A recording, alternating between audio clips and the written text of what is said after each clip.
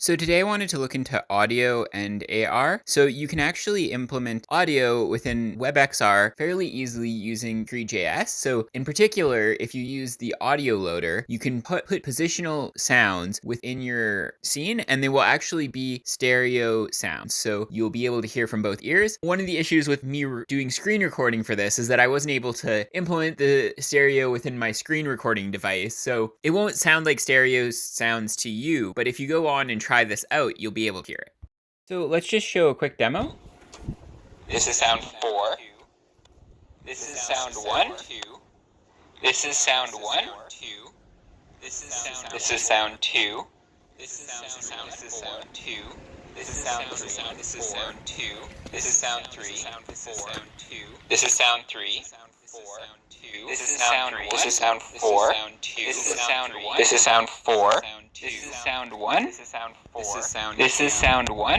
So I wanted to give more of a practical example, and so I wanted to do an audio tour, but I didn't exactly have anything to show off. So I decided to put a bunch of information into a text AI and have an AI give a tour of just kind of an everyday backyard and see how interesting it was. So this is going to be an AI tour of a backyard.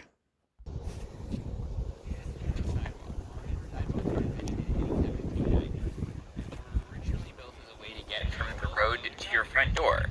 By the 1930s, sidewalks were considered the responsibility of the local government, and there are a few laws that apply to them. The first is that sidewalks must be at least 5 feet wide, and the second is that you can't make any repairs to sidewalks except to repair a crack, and that has to be done within 10 days. It is common in the US, and they would be sold to the owners of the country houses. So you can see that lawn was a very valuable product that was used for many, many years. This is a lawn, public and private properties, and that's why sidewalks have in their gardens. The first gardens were made of bricks and mud. Later people made gardens with stones and bricks. The first gardens were not very large. They were used for food and medicine. They are also a great way of sending livestock together, and they can be used to keep cows and sheep in paddock or field, while still allowing them access to pasture and grazing. I've also seen fences used to divide land between neighbors. This is a fence. This is a garden. Gardens were invented in the 10th century BC in China. People started to grow foods in their gardens. So we're going to be starting from the skeleton that we've been using up until now. And so once we have that loaded in, we will create a sound listener array, and this will be the array of all the sound. And we will have a position where that sound is located, a name, so a location in our file system, a title, and then a color. And we will have a set of those for all of the things that we wanted to listen to.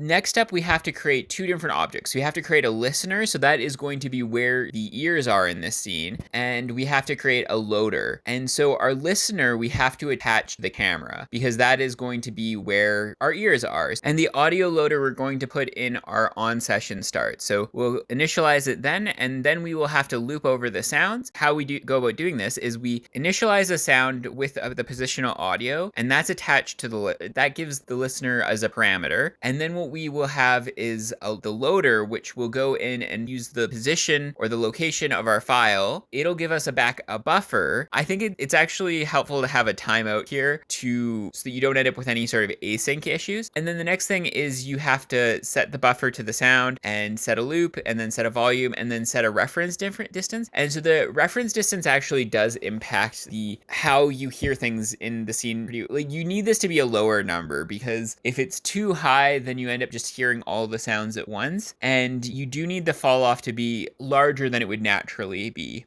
The next thing that you have to do is create some sort of 3D object that you attach to the sound. So this can be an empty object, but there won't be any way of kind of figuring out where the sound is supposed to come from. So it's really good to have some sort of 3D model or some sort of reference to where a sound should be, some sort of marker. Otherwise, unless you're doing some sort of like sound testing game or something, there could be a reason why you don't want to have actual 3D object. But if you don't, you can put an empty object and it won't actually render. But yeah, so we're just going to use a screen that has the title of what we're going to be listening to, and then we'll just add the sound. And that's pretty much it. Then it's so few steps, it's really surprising that this isn't more commonly used. It feels very easy. The main source for this video was a Simon Dev video that was put out. Thanks for your time and have a good day.